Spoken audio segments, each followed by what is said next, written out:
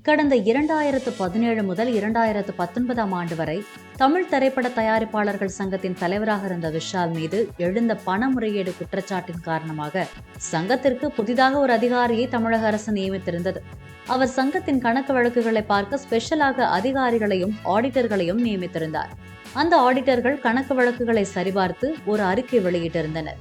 அதில் விஷால் தலைவராக இருந்த சமயத்தில் சங்க நிதியை தவறான முறையில் பயன்படுத்தி இருப்பதாகவும் வரவு செலவில் சுமார் 12 கோடி இழப்பு ஏற்பட்டுள்ளதாகவும் குறிப்பிட்டிருந்தனர். முறைகேடாக பயன்படுத்திய அந்த தொகையை சங்கத்திற்கு திருப்பிக் கொடுக்க கூறினர்.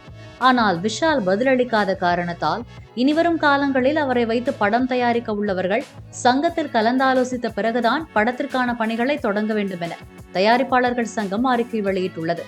இதற்கு பதில் கூறியுள்ளார் நடிகர் விஷால். தான் தயாரிப்பாளர் சங்க தலைவராக இருந்தபோது செலவு செய்யப்பட்ட பணம் அனைவரது ஆலோசனைப்படியே கொடுக்கப்பட்டது என்றும் உங்கள் அணியில் இருக்கும் கதிரேசன் என்பவருக்கும் அது நன்றாகவே தெரியும் என்றும் தெரிவித்திருக்கிறார். அந்த பணம் எல்லாம் நலிந்த தயாரிப்பாளர்களுக்கும் அவர்களது குடும்பத்தினருக்குமே செலவு செய்யப்பட்டது எனவும் விஷால் விளக்கம் அளித்துள்ளார். விஷால் தொடர்ந்து படங்களில் நடித்துக் கொண்டுதான் இருப்பார் என்றும் தன்னை யாராலும் தடுக்க முடியாது என்றும் உறுதியாக கூறியுள்ளார்.